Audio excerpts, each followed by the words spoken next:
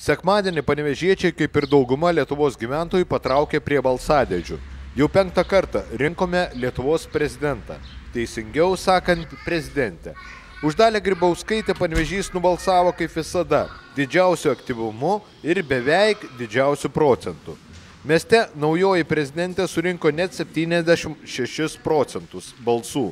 Antroje vietoje likęs Algirdas Butkevičius gavo tik 10 procentų, o Valentinas Mazuronis beveik 6 procentus. Mūsų žinių tarnyba rinkimus stebėjo poliklinikos rinkimų apylinkėje, esančioje netoli mūsų televizijos.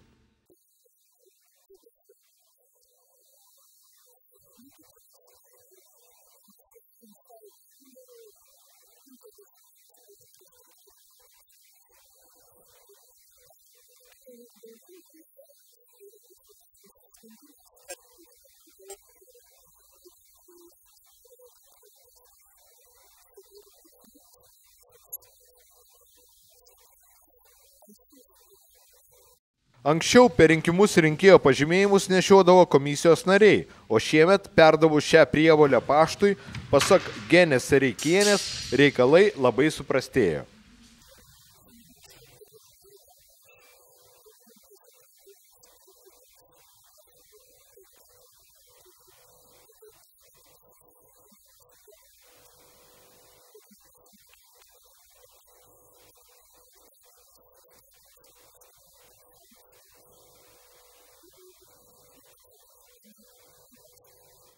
Tačiau, kad ir atėję be pažymėjimo, rinkėjai vis tiek turėjo teisę balsuoti, todėl didelių nesklandumų lyg ir nebuvo. Užtat nesklandumus pajautėme mes patys.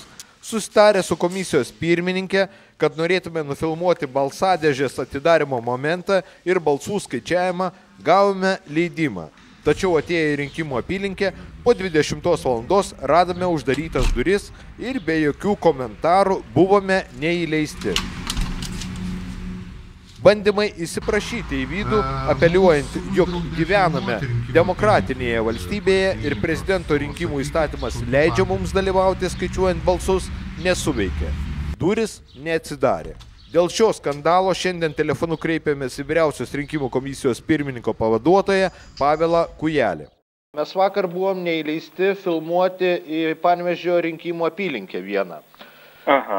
Ir šiaip pagal įstatymą, kiek suprantam, turėjom būti leisti. Taip, galėjot būti leisti.